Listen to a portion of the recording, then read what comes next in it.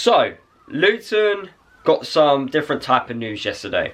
And what I mean by that is, Peterborough United's chairman came out and said that we tried to sign one of his players. And he goes by the name of Kwame Poku. Of course, that transfer never happened. But in today's video, I'm going to talk about Kwame Poku as a player and talk about why the deal did not take place.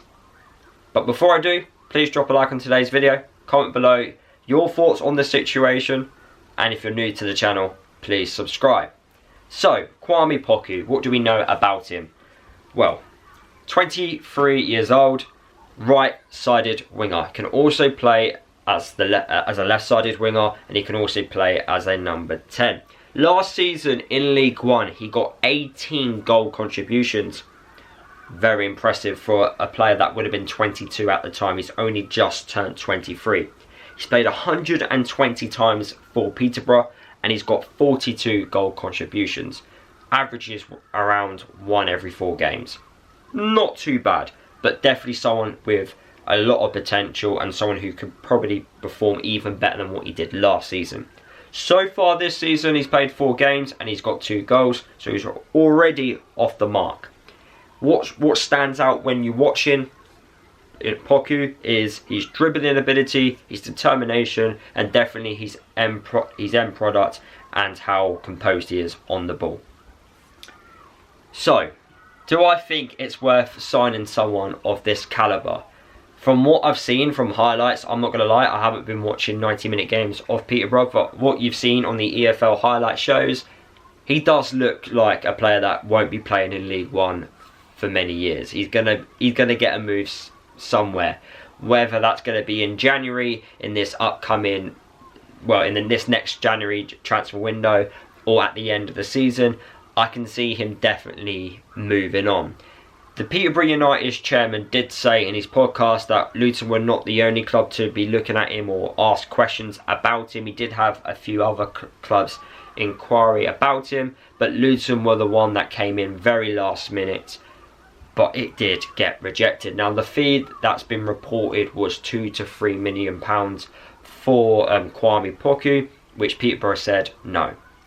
Now, realistically, in a normal season and in normal world, £2 to £3 million for a League One player normally is a thank you very much, deal done. Nowadays, in 2024, £2 to £3 million for a club that's a little bit more financially backed in Peterborough, it's just not enough money.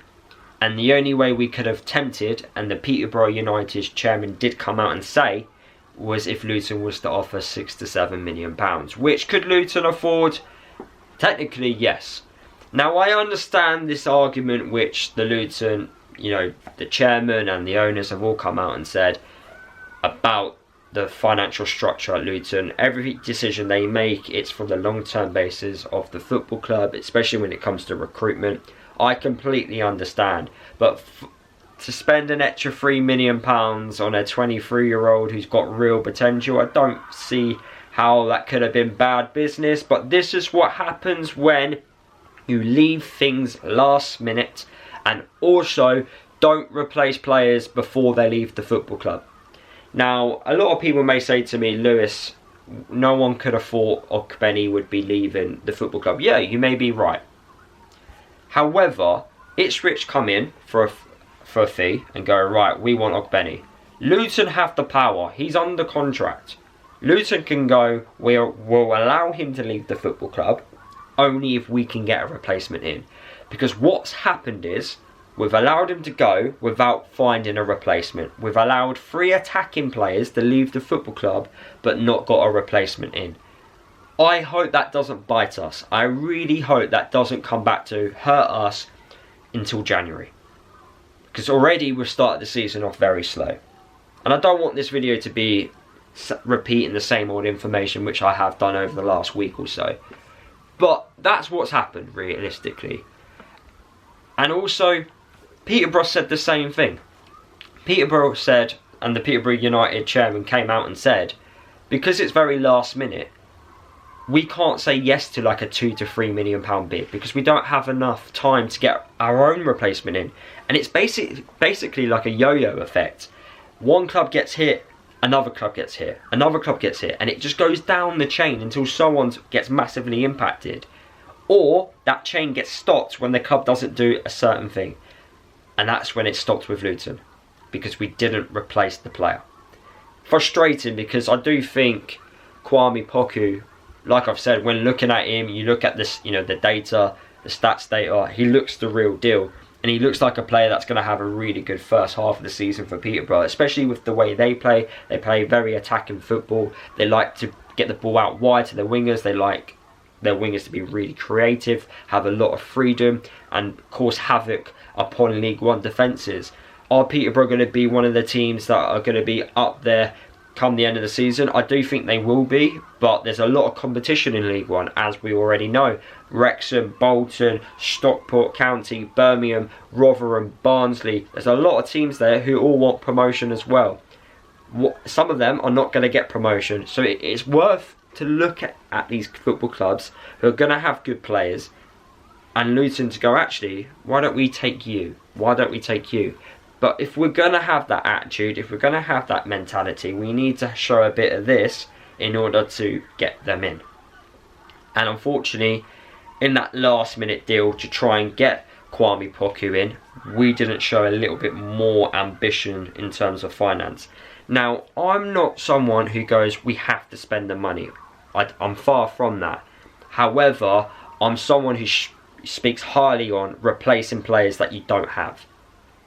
Making sure that you've got players in which you need. I don't care how much that costs. That could be a free transfer, £5 million, £10 million. I don't care how much that costs.